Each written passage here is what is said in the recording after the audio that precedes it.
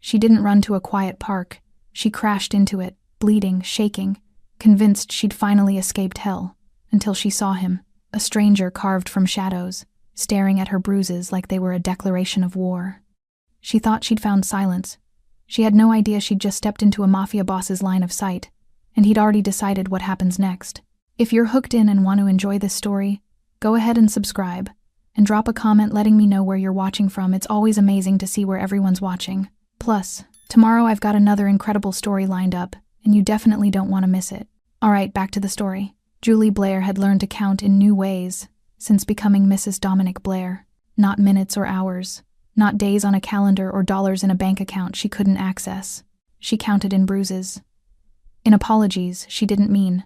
In seconds between the sound of his car in the driveway and the moment his key turned in the lock, those precious seconds that told her what kind of night it would be. Tonight had been a 7-second night. 7 seconds between the Mercedes door slamming and his entrance. Not enough time for the engine to cool. Not enough time for rage to settle. She had been in the kitchen when he found her, wiping down counters that were already clean because stillness felt like guilt in this house. He'd walked in with his tie loosened and his jaw tight, the combination that meant someone had said no to him today. Someone had made Dominic Blair feel small, and small men made themselves big again by breaking smaller things. "You embarrassed me," he'd said, voice soft as a knife sliding from its sheath. She hadn't been anywhere, hadn't done anything. But facts didn't matter in the physics of his anger. "The Hendersons mentioned you didn't attend the luncheon today. You made me look like a man who can't control his own wife." Control.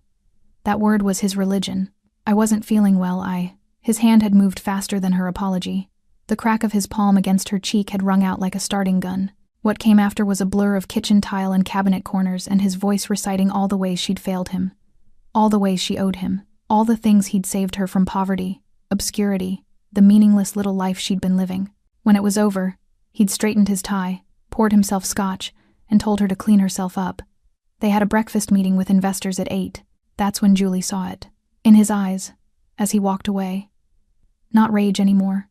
Not even satisfaction. Finality. The look of a man who decided that something broken wasn't worth fixing anymore. She'd waited until his breathing deepened in sleep. Until the scotch and the violence and the certainty that she'd still be there in the morning pulled him under. Then she'd moved. The backpack had been hidden inside the box for her wedding dress, the dress she'd worn 3 years ago when she still believed in rescue. Inside were clothes, cash, her mother's photograph, and a passport Dominic didn't know she'd renewed. She'd prepared for this moment in tiny increments. $1 here, a lie there, watching him enter the security code until her fingers memorized the rhythm. 6 beeps, pause, 2 beeps. The front door had opened like an exhale. She'd walked out of her prison in sneakers that didn't make sound and a hoodie that swallowed her frame. Walked past the fountain where Dominic proposed. Past the gate with the Blair family crest. Past the cameras she'd learned the blind spots of months ago. She'd walked for 30 minutes before her knees started shaking. 45 before the adrenaline began to crack. An hour before she admitted she had nowhere to go. No family, they were gone. No friends, Dominic had made sure of that, isolating her with the precision of a surgeon. No money beyond what was in her bag, enough for maybe a week if she was careful. The park had appeared through the fog like a gift, or a trap.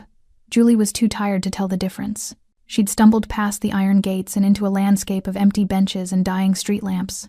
The fog was thick enough to taste metallic and damp, like the city was sweating. Her body had given out near a bench, half hidden by shadow. She'd collapsed onto the weathered wood, pressing her hands to her face, trying to hold herself together through sheer force of will. That's when she'd felt it, the weight of being watched. Julie had lifted her head slowly, pulse spiking, and turned. He sat 3 feet away, perfectly still. A man carved from night itself, black leather, dark ink crawling up his neck. A face that looked like it had forgotten how to smile. He wasn't looking at the park or the fog or the distant city lights. He was looking at her, not the way men usually looked at her, with hunger or pity or polite disinterest. He looked at her the way a wolf looks at wounded prey, assessing, calculating, deciding. Julie's breath stuttered. She should run, should scream, should do anything except sit here bleeding and broken in front of a stranger who radiated danger like heat. But exhaustion had stripped her of survival instincts, so she just stared back. The man's gaze dropped slowly to her throat, to the bruises she'd forgotten were visible, to the split lip and the blood dried on her chin. She watched something transform in his expression, something cold sliding into something colder, something that looked like controlled fury wrapped in lethal calm. When he finally spoke, his accent was Italian, smooth and dark as espresso. "Who did this to you?" 4 words, a question that sounded like a promise. Julie opened her mouth to answer, but before she could speak, headlights cut through the fog at the park's entrance. A black SUV, moving slowly, searching. Dominic's men. The stranger's hand shot out, gripping her wrist with surprising gentleness. "Come with me," he said quietly. "Now." And Julie Blair, who had just escaped one dangerous man, made a choice that would change everything. She ran toward another. Julie's legs barely worked. The stranger, whoever he was, moved through the fog like he owned it, his grip on her wrist firm but not crushing. Not the way Dominic grabbed her. This was different. This was pull, not control. Behind them, the SUV's headlights swept across empty benches and skeletal trees. "Hunting. Keep your head down," the man said, his voice low and even. Not panicked, not rushed, like being chased through a fog-soaked park at midnight was just another Tuesday for him. That should have terrified her. Instead, Julie found herself trusting the cadence of his footsteps, the certainty in his movements. He led her off the main path, through a break in the hedge she hadn't noticed, down a slope slick with dew and decomposing leaves. Her ankle twisted. She gasped, stumbled. His arm was around her waist before she hit the ground. "I've got you," he murmured. "Stay quiet." Above them, car doors opened. Voices carried through the fog low. Male, aggressive. "She came this way. Has to be close. Dominic wants her back tonight. Alive." He was very specific about alive. Julie pressed her hand to her mouth, stifling the sob that wanted to escape. They were here.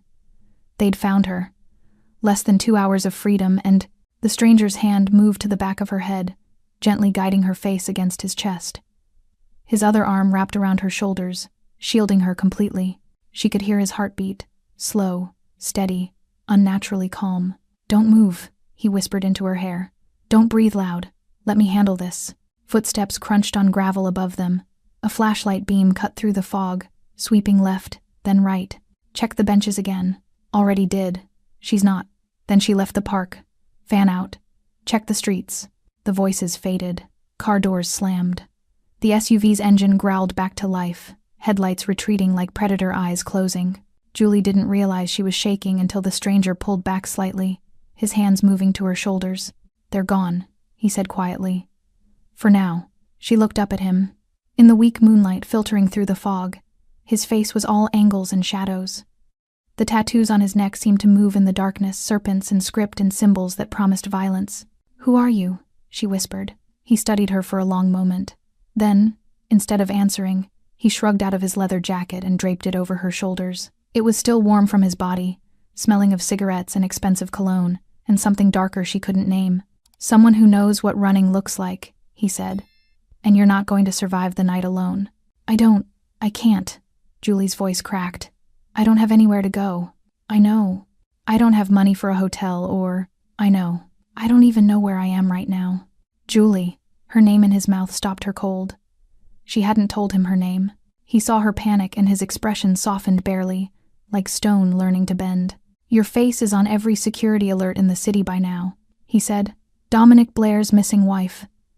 I'd bet my life he's got half the LAPD looking for you, and the other half on his payroll." "How do you know Dominic?" Something dangerous flickered in his eyes. "I know men like him. Men who think money makes them untouchable. Men who believe everything, including people, belongs to them." He turned, scanning the darkness beyond the hedge. "We need to move. They'll loop back." "Where?" "Somewhere safe." "Safe?" Julie laughed bitterly, the sound foreign in her own throat. "I don't think that place exists." The stranger looked at her, then really looked, and she saw something shift behind his eyes, something that might have been recognition, or memory, or pain he'd learned to carry without flinching. "It does," he said quietly. "But you have to trust me. Trust." The word felt like a language she'd forgotten how to speak. This man was a stranger. Tattooed and dangerous and too calm in the face of violence. Everything about him screamed threat. But Dominic's men were out there, and Dominic himself would be awake by now, realizing she was gone, unleashing everything he had to drag her back. Back to that house, that bathroom floor, that look in his eyes that promised she wouldn't survive the next time. Julie pulled his jacket tighter around herself and made a decision that defied every logical bone in her body. "Okay," she whispered. The stranger nodded once. Then he took her hand gently, like she was something fragile he was afraid to break, and led her deeper into the darkness. They walked in silence for 10 minutes, maybe 15. Julie lost track. The fog swallowed landmarks. Street signs became ghosts. The city dissolved into nothing but the sound of their footsteps and her ragged breathing. Finally, they emerged onto a side street where a black car sat waiting. Sleek, expensive, engine already running. A driver stepped out, opened the back door without a word. The stranger gestured for her to enter. When she hesitated, he leaned close enough that she could see the gold flecks in his dark eyes. "I'm not going to hurt you, Julie," he said softly. "But the men hunting you will. So please, get in the car." She looked at the open door, then at him, then at the fog-choked park behind them where Dominic's wolves were circling. Julie Blair climbed into the car, and the stranger who hadn't told her his name slid in beside her, closing the door on the world she'd barely escaped. The car moved through Los Angeles like a shadow, taking turns Julie didn't recognize, traveling through neighborhoods where streetlights flickered or didn't exist at all. She sat rigid in the leather seat, hyper-aware of the stranger beside her. He hadn't spoken since they'd left the park, just stared out the window with the stillness of someone accustomed to silence. The driver, a broad-shouldered man with silver threading through his dark hair, hadn't asked questions, hadn't even looked at her in the rearview mirror. Like bleeding women climbing into cars at midnight was routine. Maybe for them, it was. "Where are we going?" Julie finally asked, her voice smaller than she intended. "Somewhere Dominic Blair's money can't reach," the stranger said without turning from the window. "That place doesn't exist. He owns half this city." Now the stranger looked at her. "He owns half. I own parts he doesn't know exist." The certainty in his voice should have comforted her. Instead, it raised new questions. Dangerous questions about what kind of man had those kinds of resources, that kind of confidence. 20 minutes later, the car pulled into an underground garage beneath a building with no visible signage. The entrance had required a key card. The elevator required a fingerprint scanner.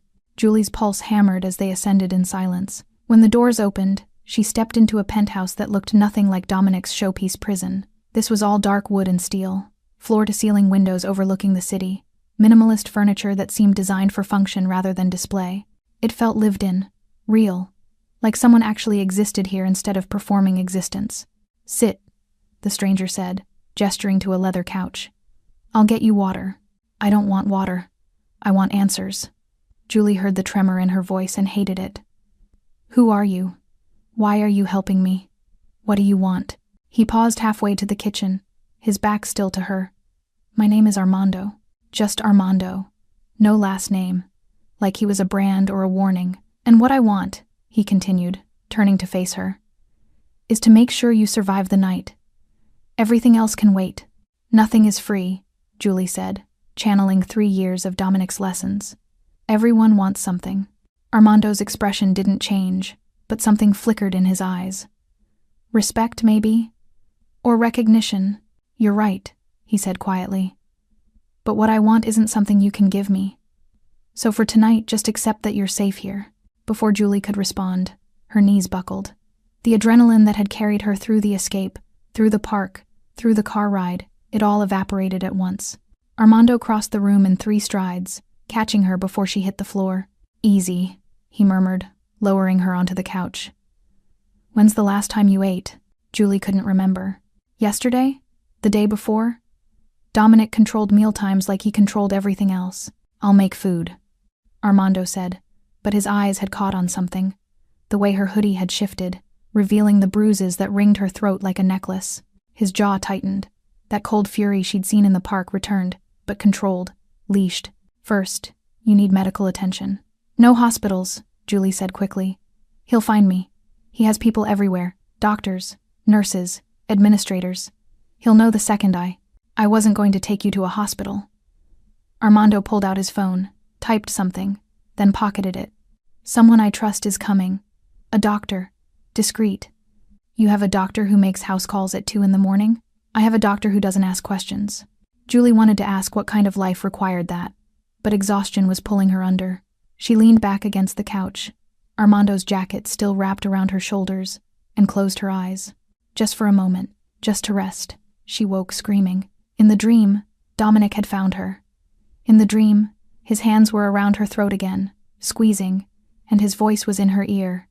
"You're mine. You'll always be mine. Death is the only divorce I grant." Strong hands gripped her shoulders. A voice cut through the nightmare, firm but gentle.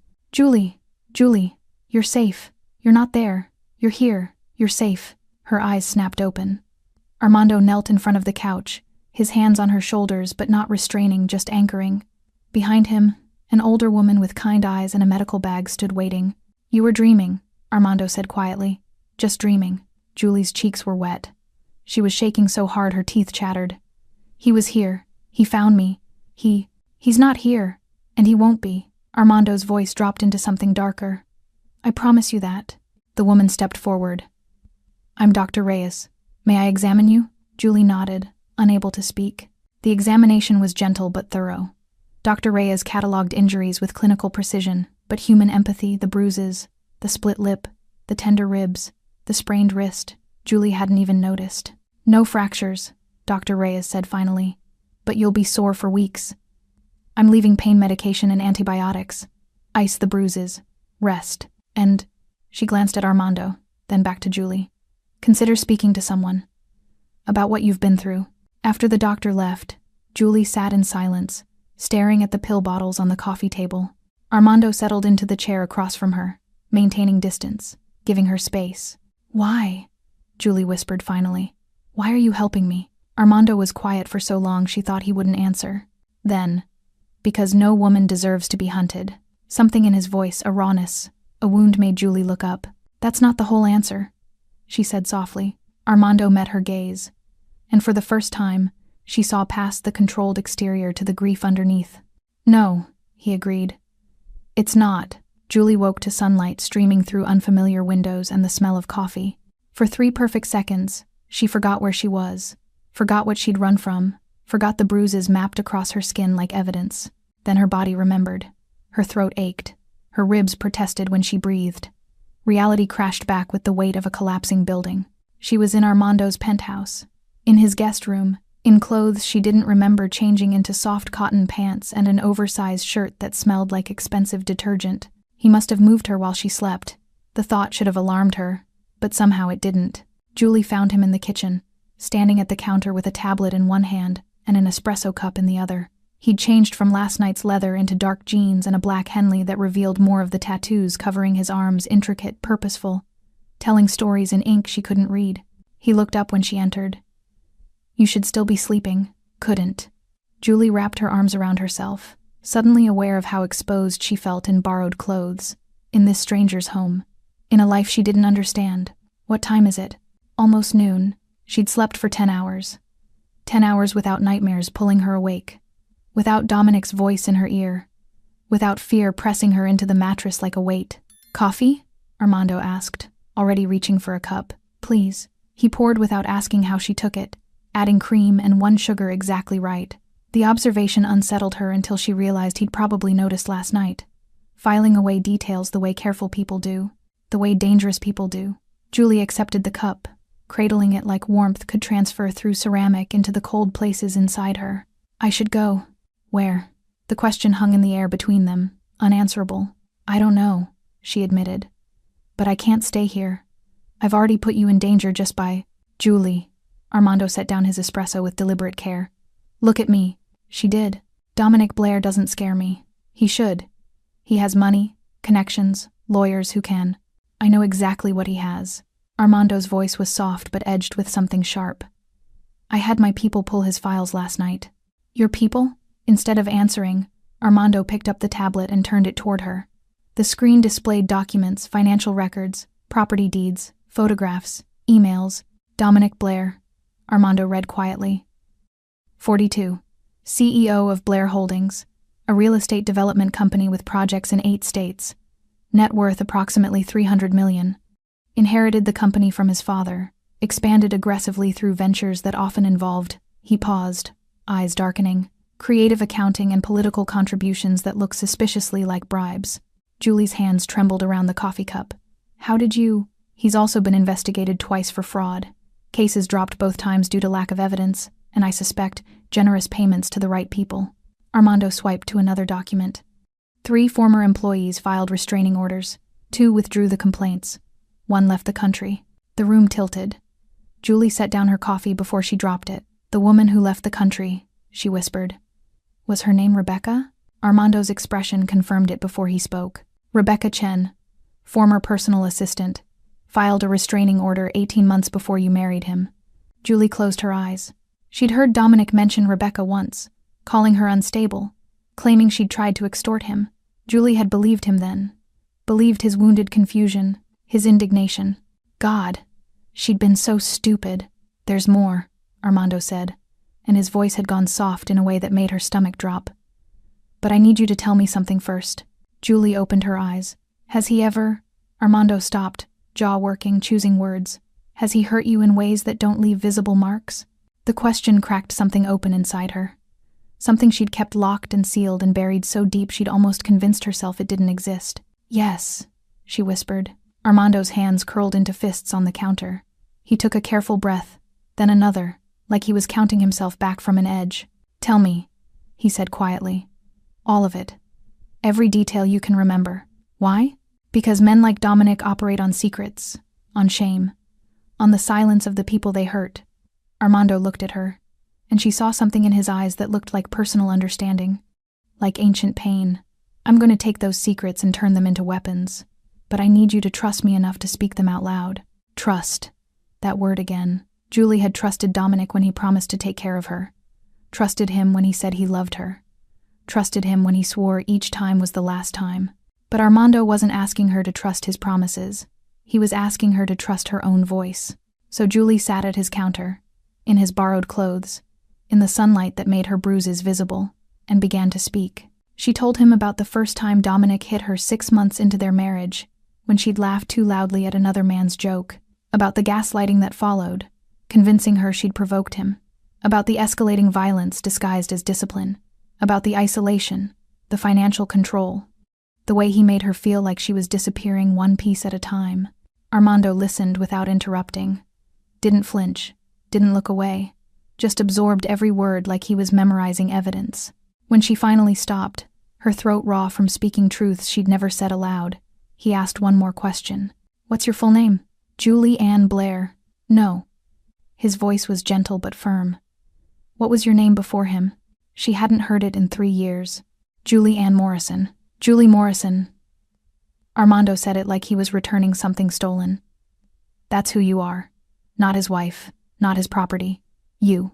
And Julie Morrison, not Blair, started to cry. Dominic's face appeared on every screen. Julie stood frozen in Armando's living room 3 days later, watching her husband's press conference play out across the wall-mounted television. He looked perfect, tailored navy suit, grief etched into his handsome features, voice breaking at precisely calibrated moments. My wife Julie has been missing for 72 hours, Dominic said, staring directly into the camera with eyes that had once made her feel loved. She's been struggling with mental health issues for some time. Depression, anxiety. I've been trying to get her help, but he paused, pressing fingers to his eyes like the pain was too much. I'm worried she might harm herself. If anyone has seen her, please, I'm begging you, call the number on your screen. Julie, if you're watching this, please come home. I love you. We can work through this together.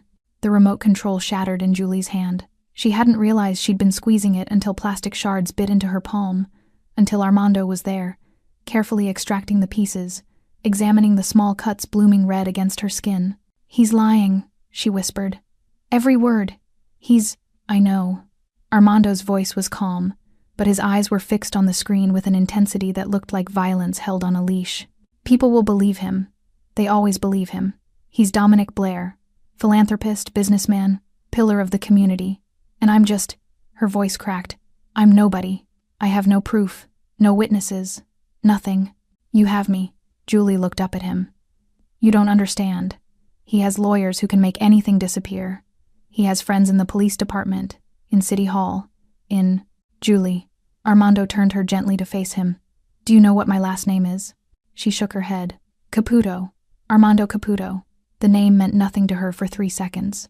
Then memory stirred. News articles half remembered. Whispered conversations at Dominic's dinner parties. Warnings about certain families in certain neighborhoods. The Caputo family. Italian Mafia. Organized crime spanning 3 countries. Julie's breath caught. Yes. No apology, No justification, just confirmation. Why didn't you tell me? Would you have gotten in the car if I had? No. She wouldn't have. She would have run from him the same way she ran from Dominic. I've spent 3 days in the home of a Mafia boss, Julie said slowly. You've spent 3 days safe. Armando released her hands, stepping back to give her space. But if you want to leave, I won't stop you. The door isn't locked. It never has been. Julie looked at the door, then at the television, where Dominic's face still filled the screen, performing grief for an audience that would never see the monster behind the mask. She thought about the safe house Rebecca Chen had probably never found, about the restraining orders that got withdrawn, about all the women who'd tried to escape Dominic Blair and failed. If I leave, she whispered, he'll find me in a week, maybe less, probably. And if I stay? Armando's expression hardened into something that looked like a promise carved in stone. Then I make sure he never touches you again.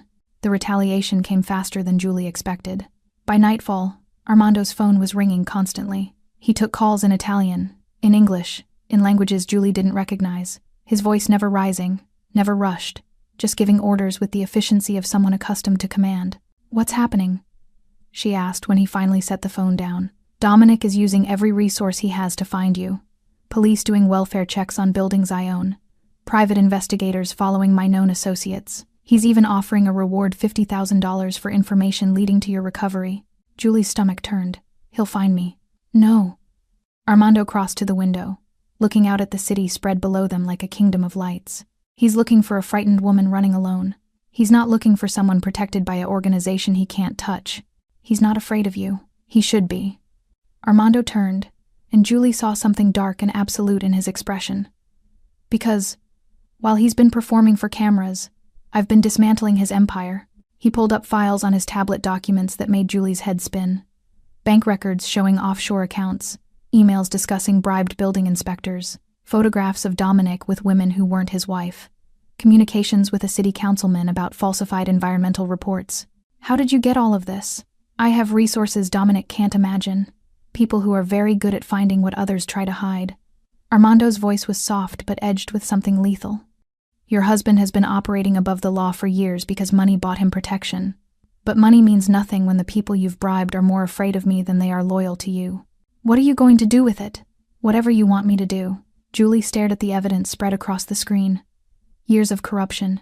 Years of Dominic hurting people and buying his way out of consequences. I want him exposed, she said quietly. I want everyone to see what he really is. Armando nodded slowly. Then that's what we'll do. But Julie, once we start this, he'll come for you with everything he has. Not to rescue you. To silence you. Let him come. Julie's voice was steadier than she expected. I'm done being silent. Something that might have been pride flickered in Armando's eyes. Then tomorrow, we go to war. That night, Julie couldn't sleep. She stood at the guest room window, watching the city breathe below, thinking about the choice she'd made. Partner with a criminal to expose a monster. The irony wasn't lost on her. A soft knock interrupted her thoughts. Armando stood in the doorway, backlit by the hallway light. Can't sleep either? He asked. Too much in my head. He was quiet for a moment. Then, my sister's name was Bianca. Julie turned. Was? She married a man like Dominic. Rich, charming, respected. Armando's voice was carefully controlled. By the time we realized what he was doing to her, it was too late. She died in what the police called an accident. A fall down the stairs. Armando, I couldn't save her. He met Julie's eyes. But I can save you. So when you wonder why I'm doing this, that's why. Because I failed once. I won't fail again. Understanding settled over Julie like dawn. This wasn't just about her. This was about every woman who'd ever been hurt by men who believed love meant ownership. Thank you, she whispered. Armando nodded once and turned to leave. Armando. He paused. I'm not your sister. I'm not your second chance or your redemption. Julie's voice was gentle but firm. I'm just someone who needs help. And I'm grateful. But you don't owe me salvation because of her. Armando studied her for a long moment. Then something that might have been a smile touched his lips. Get some rest, Julie Morrison. Tomorrow changes everything. The Grand Pacifica Hotel glittered like a temple to wealth and power. Julie stood across the street, staring at the banner stretched across the entrance. Blair Holdings' annual charity gala. Building futures, changing lives. The irony tasted like acid. You don't have to do this, Armando said beside her. He'd traded his usual black for a tailored suit that transformed him from street danger into boardroom power. The tattoos were hidden. The threat wasn't. "Yes, I do." Julie smoothed down the deep burgundy dress Armando had arranged for her, elegant, expensive, the kind of armor Dominic had once dressed her in to parade at events like this. But tonight, she wasn't decoration. Tonight, she was a reckoning. 2 of Armando's men flanked them, discreet but unmistakable. A third was already inside, along with a journalist from the Los Angeles Times who'd been promised the story of the year. "Dominic will see you the moment you walk in," Armando warned. "Good." Julie's voice was steadier than her hands. "Let him see me." They crossed the street together, climbing the steps where valets rushed to assist guests arriving in vehicles that cost more than most people's homes. Julie had attended this gala twice before, once as Dominic's fiancée, once as his wife. Both times, she'd smiled until her face hurt and said nothing of consequence. Not tonight. The ballroom was exactly as she remembered. Crystal chandeliers, ice sculptures, tables dressed in white and gold. Los Angeles' elite mingled with champagne flutes and practiced laughter, playing the game of influence and access. Julie spotted Dominic immediately. He stood near the stage with the mayor and a cluster of investors, looking every inch the grieving husband bravely soldiering through tragedy. His eyes were shadowed like he hadn't slept. His smile was subdued, appropriately somber. Then he saw her. The champagne flute in his hand stopped halfway to his lips. His face went through a cascade of emotions in 3 seconds. Shock, relief, rage, calculation, before settling on concerned joy. "Julie." His voice carried across the ballroom, perfectly pitched for maximum attention. "Oh my God, Julie." Conversation stopped. Heads turned. The entire room seemed to hold its breath. Dominic rushed toward her, arms outstretched like he was about to embrace his lost love. "Thank God you're safe. I've been out of my mind with worry." "Don't touch me." Julie's voice cut through his performance like glass. Dominic stopped, hurt flooding his features. "Sweetheart, I know you've been confused, but you're sick. You need help. Let me take you home so we can—" "I'm not sick, Dominic, and I'm not going anywhere with you." Whispers rippled through the crowd. Phones appeared, recording. This was better than the scripted entertainment. This was real drama unfolding among people who usually hid their scandals behind closed doors and NDAs. "Julie, please." Dominic's voice dropped into that familiar tone, the one that used to make her doubt her own sanity. "You're not thinking clearly," the doctors said. "What doctors?" Julie stepped forward, and Armando moved with her like a shadow. "The ones you never took me to? The mental health crisis you invented for the cameras? I was trying to protect you. To protect us."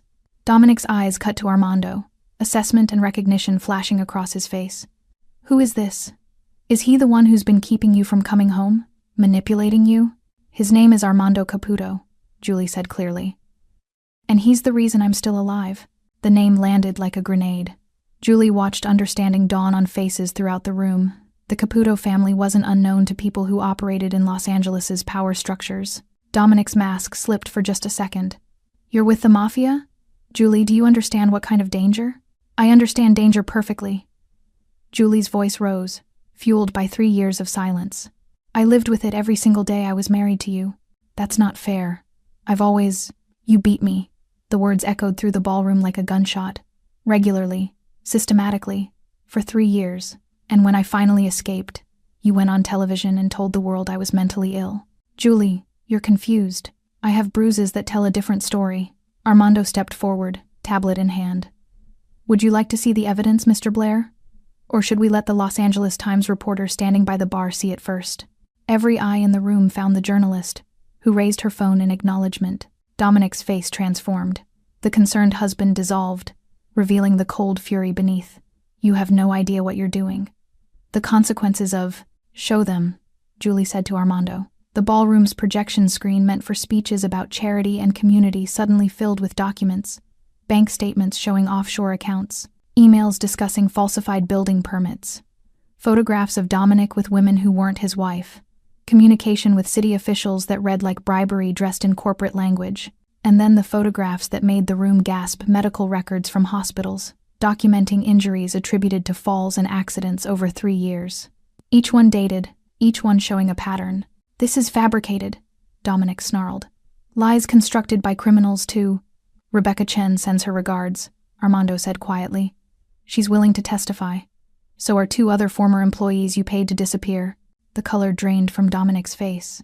Police officers materialized at the ballroom entrance, not the ones on Dominic's payroll, but federal agents who'd been waiting for exactly this moment.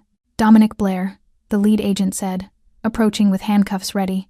"You're under arrest for assault, fraud, bribery of public officials, and obstruction of justice." The ballroom erupted. Cameras flashed. Dominic lunged toward Julie, rage finally unveiled. Armando was there first, his hand catching Dominic's wrist with crushing force. "You don't touch her," Armando said, voice deadly soft. "Ever again."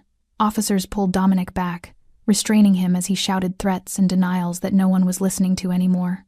Julie stood in the center of the chaos, trembling but upright. For the first time in 3 years, she'd told the truth. And the truth had teeth. Julie should have known it wouldn't end at the gala. Men like Dominic Blair didn't surrender to handcuffs and humiliation. They had lawyers who could argue water wasn't wet. They had judges who owed them favors. They had systems built to protect people with the right last name and the right bank balance. 48 hours after his arrest, Dominic posted bail. Julie was in Armando's kitchen when the news alert appeared on her phone. The coffee mug slipped from her fingers, shattering against the tile in an explosion of ceramic and dark liquid. Dominic Blair, released on $5 million bail pending trial. The photograph showed him leaving the courthouse in a fresh suit, flanked by attorneys who cost more per hour than most people earned in a month. His expression was calm, controlled, but Julie knew that look. She'd seen it right before the worst nights. "He's out." Her voice sounded distant, like it was coming from underwater. "Armando, he's out." Armando appeared in the doorway, phone already to his ear, speaking rapid Italian. When he ended the call, his face was carved from stone. "I know. My people are already moving." He crossed to her, careful to avoid the broken ceramic. "Julie, look at me." She couldn't. She was staring at Dominic's photograph, at the smile playing at the corners of his mouth. The smile that said, "I told you this wouldn't work. I told you you couldn't leave." "Julie." Armando's hands framed her face gently, forcing her attention to him. "He's not getting near you. I promise." "You can't promise that. He's free. He has money and connections and—" Her breath was coming too fast. Panic clawed at her throat. "He's going to kill me. That's why he's smiling. He's already planning it. Then he'll have to go through me first." The certainty in Armando's voice should have been comforting. Instead, it terrified her, because Julie had learned that certainty was just another word for hubris, and hubris got people killed. The threat started within hours. Not calls to her phone. Dominic was smarter than that. Instead, messages appeared on social media accounts Julie hadn't used in years, posts from profiles that disappeared as soon as they were reported. "You made a mistake, Julie. You can't hide forever. I'm coming for what's mine." Armando's response was immediate and military in precision. The penthouse transformed into a fortress. Security cameras multiplied. Armed men appeared at entry points, discreet but present, watching hallways and monitoring elevators. Julie felt the walls closing in. "I can't live like this," she said on the 3rd day of lockdown. "I'm in a different cage, Armando. Safer, maybe. But still trapped." He was standing at the window, watching the city like he could see threats forming in the streets below. "It's temporary, until the trial. The trial could take months, years," Julie's voice cracked. "And even if he's convicted, he'll appeal. He'll find ways to—" Her phone buzzed. A text from an unknown number. "I know where you are, Julie. I know who you're with. Did you really think a criminal could protect you from me? I'm untouchable. And you're mine. Always have been. Always will be. See you soon, D." The phone fell from her hand. Armando was there in seconds, reading the message, his expression transforming into something that looked like controlled violence. "Get your things," he said quietly. "We're moving you." "To where?" "He found this place. He'll find—" "Not where I'm taking you." 20 minutes later, Julie was in another car, watching Los Angeles disappear through tinted windows. Armando sat beside her, silent and tense, while 2 of his men occupied the front seats. They drove for over an hour, leaving the city behind, heading into hills where houses became sparse and roads turned to gravel. The safe house was hidden behind gates that required biometric scans, surrounded by property that stretched for acres. Inside, it was sparse but functional, a place designed for hiding, not living. Julie stood in the center of the main room, feeling the isolation settle over her like a burial shroud. "How long?" she asked. "As long as it takes." That's not an answer. Armando turned to face her, and for the first time since she'd met him, he looked tired. I don't have better answers, Julie. Dominic is playing a game he's been winning his entire life.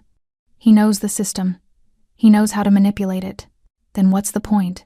Julie's voice rose. 3 years of fear finally boiling over.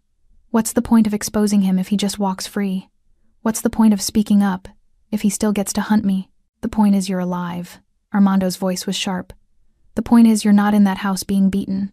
The point is I traded one prison for another. Julie was shouting now, all the rage and terror spilling out. At least before, I knew the rules. At least before I wasn't dragging other people into my nightmare. Your sister died because of a man like Dominic. What if you die because of me? The words hung between them like an accusation. Armando's expression shifted something raw and unguarded, breaking through his usual control. My sister died because I wasn't paying attention, he said quietly. Because I was too busy building an empire to notice she was drowning. Because by the time I understood what was happening, it was too late. He stepped closer, his voice dropping. I won't let that happen again. Not to you. Not to anyone. This isn't about redemption, Armando. This is about survival. And I don't know if either of us is going to... Her phone buzzed again. Another message. Another unknown number. Enjoy your new hiding place. The one in the hills with the blue shutters. It won't keep you safe. Nothing will. I'm done playing games, Julie. Time to come home. Below the text was a photograph. The safe house, taken from outside the gates. Taken 20 minutes ago. Julie's legs gave out. Armando caught her. His face transformed into something lethal and absolute. Get everyone inside, he barked to his men. Lock it down, now. He pulled Julie close, his voice in her ear. He wants you afraid. He wants you to believe he's everywhere. But fear makes mistakes. He found us, and now I know he's coming. Armando pulled back, meeting her eyes. Which means I can be ready. Outside, in the gathering dusk, something moved through the trees. The hunt had found them. The phone rang at midnight. Not Julie's phone. Armando's. The burner he kept for emergencies. He answered without speaking, listened for 30 seconds, then ended the call with a single word in Italian that sounded like a curse and a promise combined.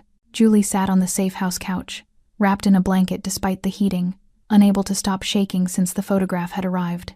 Armando's men had swept the perimeter 3 times.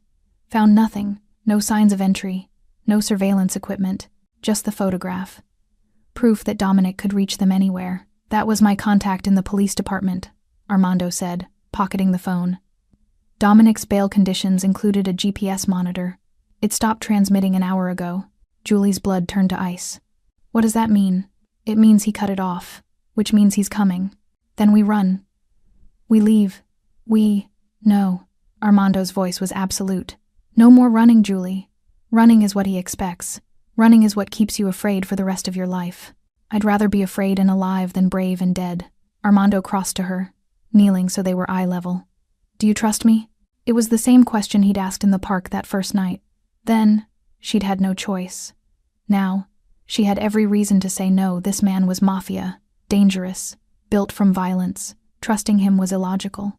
But logic hadn't kept her alive. Armando had. Yes, Julie whispered. I trust you. Then trust me when I say this ends tonight. One way or another. He stood, making another call. We're going back to where it started. The park? The park. Armando's expression was carved from granite. He'll go there. He's sentimental about power. He'll want to find you where you first escaped him, where he thinks he lost control. That's insane. We'd be walking into a trap I'm setting. Armando's eyes met hers. He thinks he's hunting you. He has no idea I've been hunting him. They left the safe house at 1 a.m. Armando driving. Julie silent in the passenger seat. 2 cars followed at a distance. Armando's men, armed and ready. The city at night looked different than it had when Julie ran. Less threatening. More like a sleeping giant that hadn't decided yet whether to wake up violent or gentle. When they pulled up near the park, Julie's hands were shaking so badly she couldn't unbuckle her seatbelt. Armando did it for her, his movements careful. You don't have to come, he said. You can stay in the car. My men will. No. Julie's voice surprised her with its strength. I need to be there. I need to see his face when he realizes I'm not afraid anymore. It was a lie. She was terrified. But terror and courage weren't opposites, they were partners, dancing together in the dark. They walked into the park hand in hand. The fog was back, thick and cold, turning street lamps into dying stars. The bench where they'd first met sat empty, wet with condensation. Julie's breath came in visible clouds. Every shadow looked like Dominic. Every sound could be footsteps. Armando's men took positions in the darkness, invisible but present, and then they waited. 5 minutes. 10. Maybe he's not. He's here, Armando said quietly. I can feel him. Julie felt it too. That electric sense of being watched, of being prey under a predator's gaze. Movement in the fog, a figure emerging from the trees. Dominic. He looked nothing like the polished businessman from the gala. His suit was wrinkled, his hair uncombed. His eyes had the wild shine of someone who'd stopped pretending to be sane. There she is, he said, voice carrying across the empty park. My wayward wife. Julie's body wanted to run. Muscle memory screamed at her to flee. But Armando's presence beside her was an anchor. Hello, Dominic, she said, and her voice only shook a little. Hello, Dominic laughed, the sound brittle and wrong. That's all you have to say? After everything you've done? After you humiliated me in front of the entire city? After I told the truth, you mean? Your truth. Dominic stepped closer, and Julie saw he was holding something, a gun, small and dark against his pale hand. Your twisted, ungrateful version of our marriage. I gave you everything. I saved you from poverty, from obscurity, from being nothing. You beat me, Julie said, each word a stone thrown. You terrorized me. You made me believe I deserved it. You did deserve it. You were never good enough, never smart enough, never... His eyes cut to Armando. And now you're sleeping with Mafia trash? My wife is a whore and a traitor. Armando moved, putting himself between Julie and Dominic. She was never your wife. She was your prisoner. There's a difference. Who the hell are you to lecture me? Dominic raised the gun, pointing it at Armando's chest. You think I'm afraid of you? You think your reputation means anything? I own this city. I own judges, politicians, police. I'm untouchable. You were untouchable, Armando corrected. Past tense. Sirens wailed in the distance, growing louder. Dominic's face twisted with confusion. What did you... I made a deal, Armando said calmly. Federal prosecutors. Full cooperation regarding your financial crimes in exchange for immunity on certain business activities of mine. Turns out, the government was very interested in your bribery network. You can't, I'll fight this. My lawyers will. Your lawyers can't help you anymore, Dominic. Neither can your money. Neither can your connections. Armando's voice dropped to something deadly.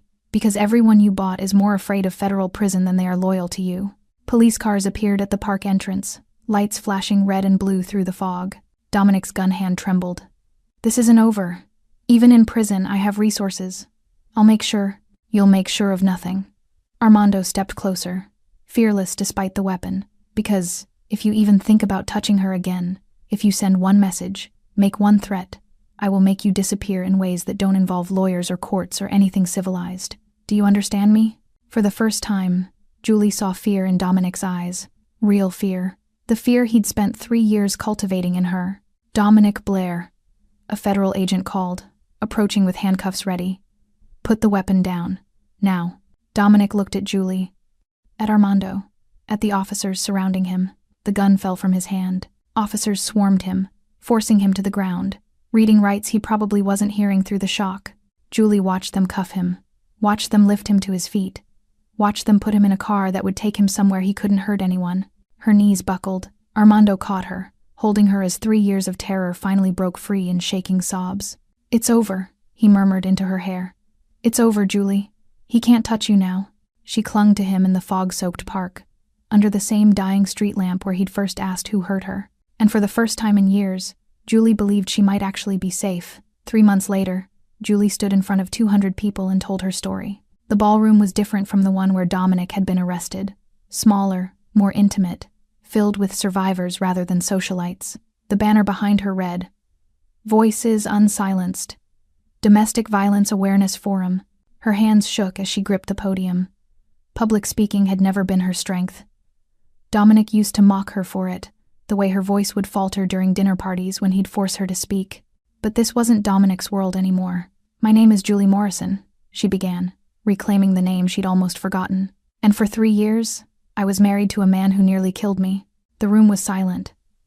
Listening, she told them about the escalation, the isolation, the way abuse disguised itself as love, the shame that kept her silent, the fear that kept her trapped. She told them about running. She didn't tell them about Armando. That part felt too complicated to explain. How a mafia boss had saved her when law enforcement couldn't.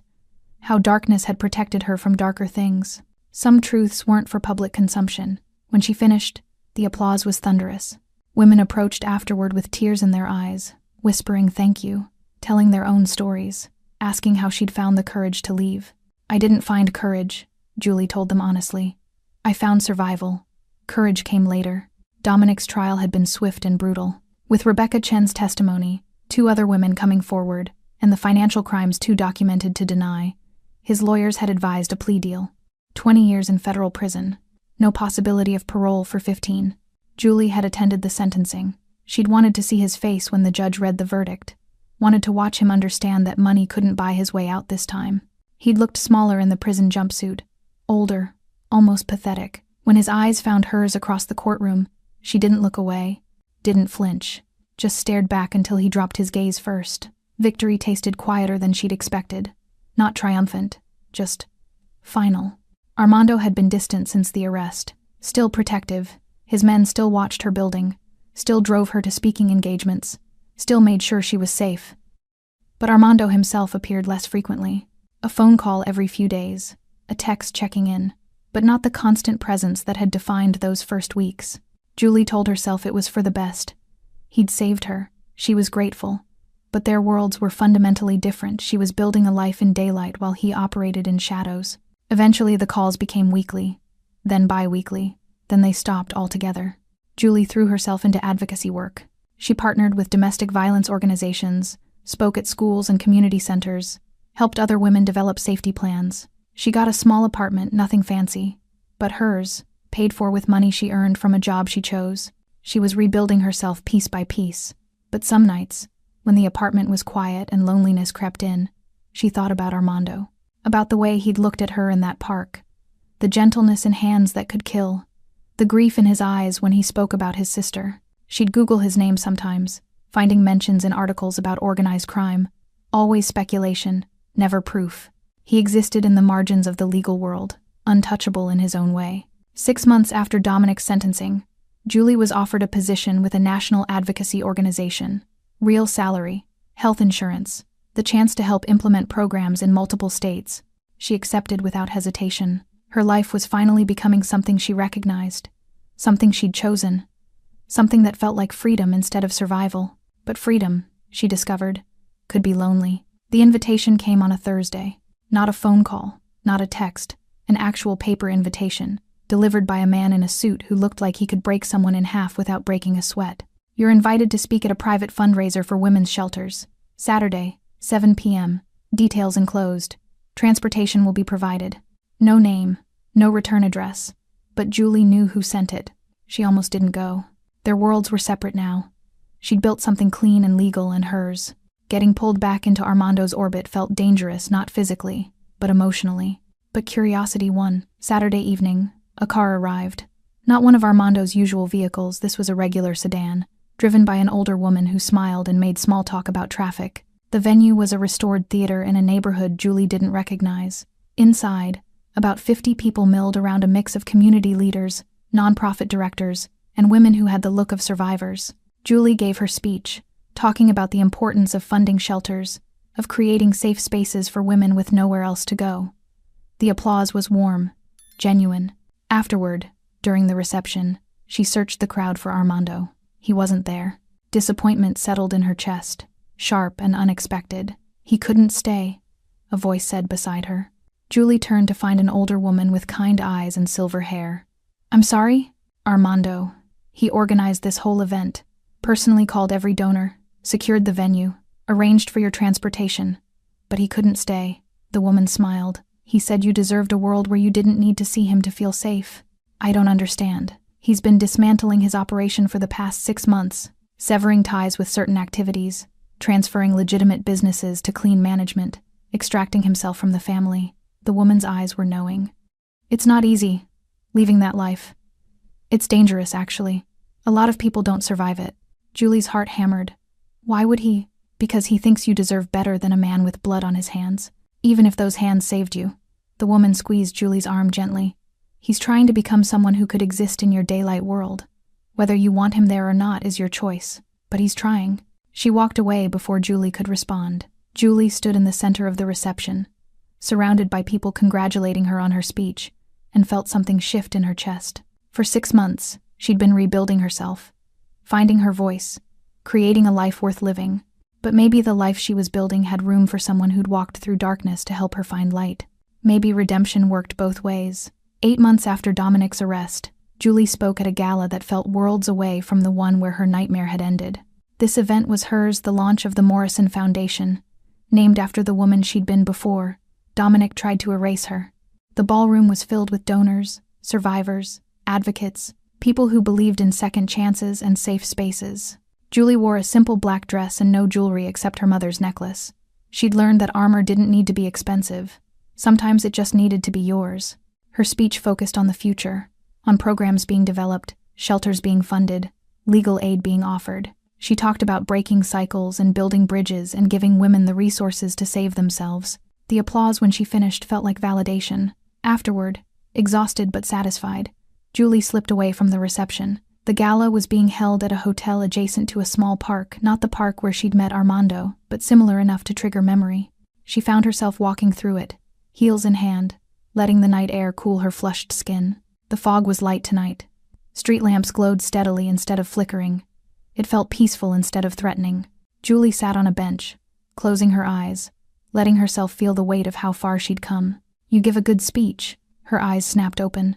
Armando stood 3 feet away, hands in the pockets of dark slacks, wearing a simple button-down instead of his usual leather.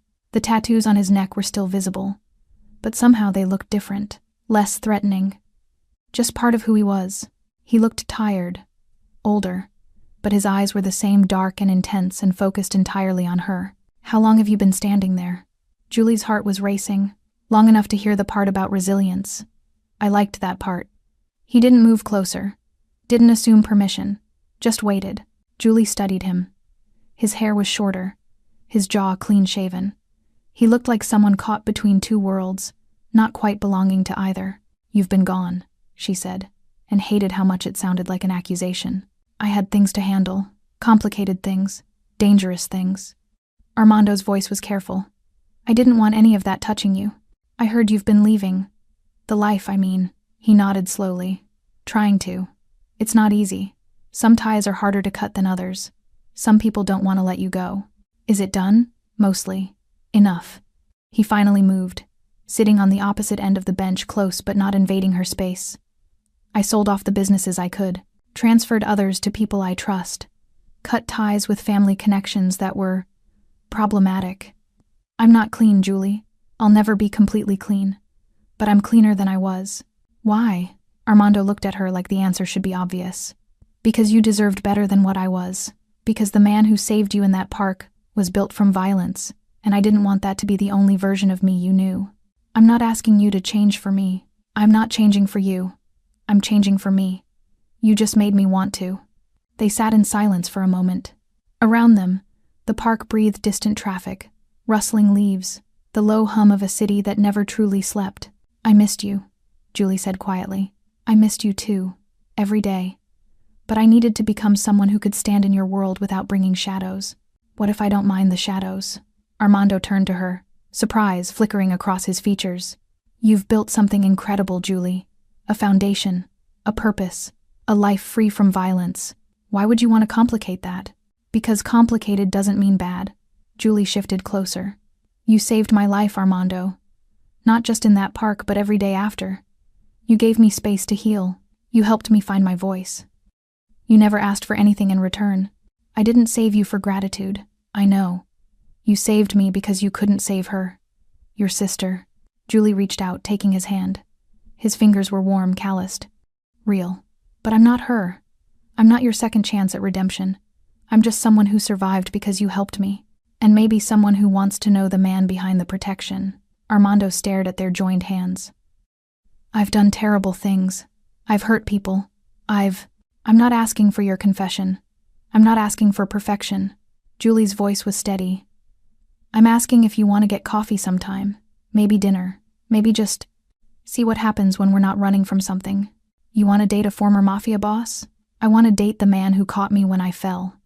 The man who listened when I spoke. The man who made sure I didn't just survive, but lived. She squeezed his hand. Everything else is just details. A smile touched Armando's lips, genuine, soft, transforming his entire face. Coffee sounds good. Dinner sounds better. There are conditions, Julie warned. Of course there are. Complete honesty. If you're in danger, I need to know. If your past catches up with you, we handle it together. No more disappearing to protect me. Agreed. And you have to meet my therapist, because I have one now. And if this is going to work, you need to understand the work I'm doing. Armando nodded seriously. I can do that. And no criminal activity. None. If I'm building something legal and clean, I need you to be the same. That's non-negotiable. I'm already there. Or close enough. Julie studied his face, searching for deception. Found only sincerity and hope and something that looked like nervous anticipation. Okay then, she said. Coffee. Tomorrow? Tomorrow. Armando lifted her hand to his lips, kissing her knuckles with a gentleness that made her heart ache. Thank you. For what? For giving a man like me a chance to be something better. Julie smiled.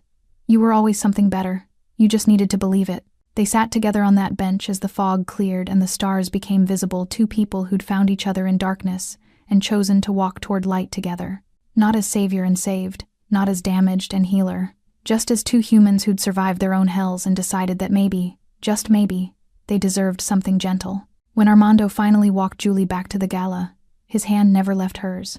And for the first time since that terrible night in Dominic's kitchen, Julie felt something she'd almost forgotten existed. Hope for a future that wasn't defined by fear. A future she could choose. A future that included a man who'd learned to be gentle in a world that had taught him violence. The fog lifted completely as they reached the hotel. Dawn was still hours away, but Julie could already feel its promise. Thanks for sticking with this story till the end. If you enjoyed it, you're going to love the next one. It's packed with unexpected turns and heartfelt moments. Click the image on your screen to keep the journey going, and make sure to hit subscribe for more amazing stories. Drop a comment and rate this story from 1 to 10. I can't wait to see what you think.